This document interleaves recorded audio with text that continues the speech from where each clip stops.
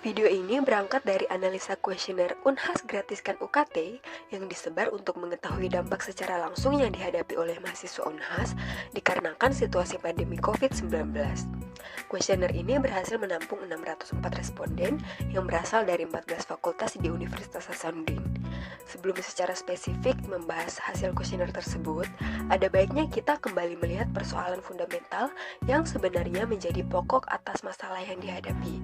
Bukan hanya Unhas, tapi seluruh perguruan tinggi di Indonesia jauh sebelum virus COVID-19 dipublikasikan oleh pemerintah. Menurut Umar 2018, pasca Orde Baru, biaya kuliah di PTN maupun PTS di Indonesia semakin lama semakin naik. Hal ini tentu saja tidak lepas dari liberalisasi yang terjadi di berbagai sektor publik yang akhirnya ikut menyeret sektor pendidikan tinggi. Selanjutnya, liberalisasi pendidikan tinggi kemudian dikemas dengan label otonomi perguruan tinggi. Tentu saja awalnya maksud pemberian otonomi perguruan tinggi ini adalah sebuah proses desentralisasi secara administratif.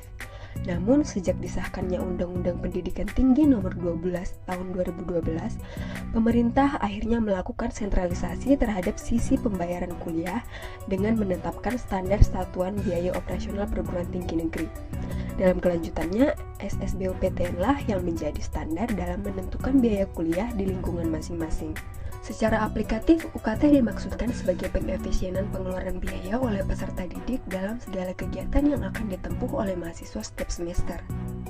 Kenyataan itu kembali ditegaskan dalam Permen Nomor 39 Tahun 2016 Pasal 8 yang berbunyi, PTN dilarang memungut uang pangkal dan atau pungutan lain selain UKT dari mahasiswa baru program diploma dan program sarjana untuk kepentingan pelayanan pembelajaran secara langsung. Namun ironisnya justru berbanding terbalik. Seperti di Unhas sendiri misalnya, masih sering ditemukan pengeluaran biaya di luar pembayaran UKT, seperti pungutan liar biaya seminar proposal, praktikum, bahkan KKN. Selain itu, UKT yang juga dimaksudkan lebih berkeadilan, dalam artian pihak yang membiayai perkuliahan mahasiswa harus menjadi rujukan utama dalam melihat kemampuan membayar setiap semesternya. Namun di Unhas sendiri, dapat ditelusuri masih banyaknya wali mahasiswa yang keberatan dengan penggulangan UKT tersebut. Bahkan UKT yang meniscayakan hadirnya distribusi silang tidak efektif. Tidak adanya observasi lebih lanjut untuk pengamatan secara langsung kondisi material kemampuan wali mahasiswa yang bersangkutan adalah penyebabnya. Konsekuensinya masih ditemukan mahasiswa yang seharusnya mampu membayar UKT di golongan yang tinggi, namun dimasukkan di UKT yang rendah. Bahkan yang lebih parah terjadi sebaliknya. Sejak ditetapkannya Unhas secara resmi sebagai perguruan tinggi negara berbadan hukum tahun 2015, kebijakan UKT di Unhas telah menyimpan banyak persoalan. Dari penelitian Umar, dapat diabstraksikan bahwa secara konseptual atau paradigma melihat kebijakan itu sendiri yang masih berparadigma old public management dalam artian eksklusif, sehingga wajar saja sangat minim ditemukan sebuah konsep partisipatoris melihat kebijakan. Konsekuensi logisnya, aktor atau pelaksana peraturan tentu saja menjadi bingung. Pada akhirnya terjadi ketidakselarasan antara konten dan konteks kebijakan. Hal inilah yang menyebabkan peraturan terkait UKT itu cenderung dipaksakan. Bantuan operasional perguruan tinggi negeri yang menjadi satu-satunya sumbangan pemerintah dan ditambah lagi pemberian hak otonomi Unhas untuk mengelola kekayaannya secara mandiri seharusnya bisa dimanfaatkan untuk meringankan biaya kuliah mahasiswa. Namun pada 2017 sampai 2019 nyatanya terjadi peningkatan range UKT dengan menambah golongan UKT sampai 7 dan menambah variabel lain dalam biaya yang harus ditanggung oleh mahasiswa, yakni DPP atau dana pengembangan pendidikan. Kenyataan di atas mengindikasikan bahwa UKT masih menjadi prioritas utama Unhas dalam menganggarkan proses pembelajaran. Hal inilah yang menyebabkan banyaknya keluh kesah yang lahir dari masyarakat. Sebagian wali mahasiswa akhirnya menjual aset-aset berharga miliknya seperti tanah, motor, rumah, dan sebagainya hanya untuk bertahan hidup dan membayar UKT. Tidak sedikit juga mereka yang putus kuliah atau memilih berhenti hanya karena tidak adanya kebijakan yang murni bijak mempertimbangkan penurunan UKT. Sekali lagi, bentuknya secara praktek dapat diamati bagaimana proses pendidikan tinggi hari ini bekerja. Di antaranya,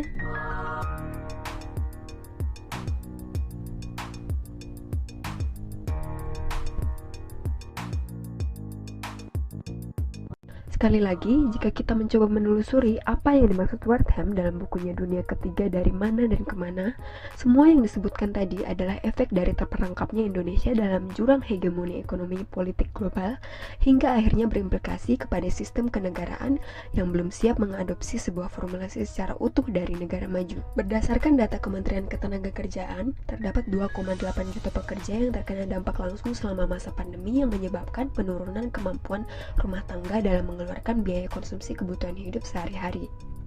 Secara khusus berdasarkan kuesioner Unhas Gratiskan UKT, status kerentanan yang dihadapi oleh mahasiswa Unhas menunjukkan bahwa 37,6% wali mahasiswa berprofesi sebagai buruh wira swasta, sedangkan 17,9% berprofesi sebagai petani, dan 8,9% wali mahasiswa tergolong sebagai pensiunan.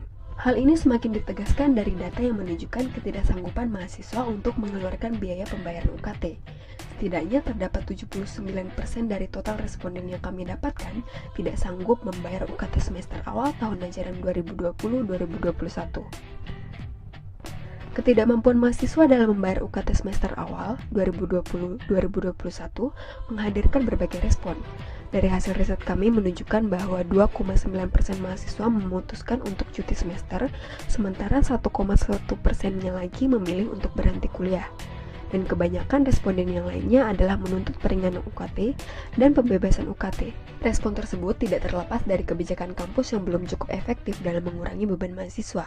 Kebijakan ini meliputi surat edaran rektor sebelumnya tentang bantuan penyelenggaraan dan pelayanan di rumah sakit bagi mahasiswa Unhas selama masa darurat pandemi COVID-19 di lingkungan Universitas Hasanuddin.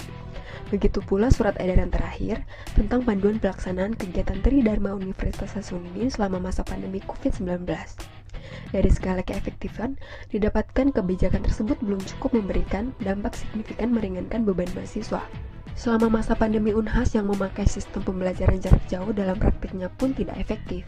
Terlihat dari data yang kami dapatkan dalam presentasinya hampir menyerupai pada tingkat kepuasan mahasiswa terhadap kebijakan sebelumnya. Total terdapat 59,2% mahasiswa yang memberikan penilaian 1 dan 2, sedangkan 35,2% memberikan penilaian 3 pada tingkat keefektifan sistem pembelajaran jarak jauh atau kuliah daring. Semua data lapangan tersebut setidaknya dapat memberikan pemahaman bahwa Unhas sebagai salah satu instansi pendidikan tinggi yang statusnya PTNBH, mandiri dalam pemanfaatan kekayaan maupun pendapatannya, namun selama 5 tahun belum mampu menyelenggarakan pendidikan yang berkeadilan. Kesulitan biaya dihadapi oleh mahasiswa selama ini membuktikan tidak adanya upaya terstruktur dan berkelanjutan demi menjamin akses pendidikan yang lebih mudah didapatkan bagi peserta didik. Selama masa pandemi saja dapat disaksikan beragam keresahan muncul dari mahasiswa, baik itu menggunakan sosial media maupun aksi secara langsung di jalanan tidak kunjung menuai respon yang signifikan dalam memahami kondisi materi yang sudah sangat jelas ada di hadapan mahasiswa hari ini. Melihat kondisi yang semakin mendesak, sudah saatnya juga merumuskan sesuatu yang lebih mendesak para pemangku kebijakan pendidikan tinggi. Khususnya pemangku kebijakan di Unhas dengan tidak terlalu rendah lagi menaruh batas kompromi atas pendidikan yang berkeadilan. Sebab, pendidikan berkeadilan adalah pendidikan yang dapat diakses oleh semua orang. Pendidikan yang berkeadilan adalah pendidikan yang gratis, dan Unhas yang adil adalah Unhas yang dapat membebaskan biaya uang kuliah tunggal mulai dari semester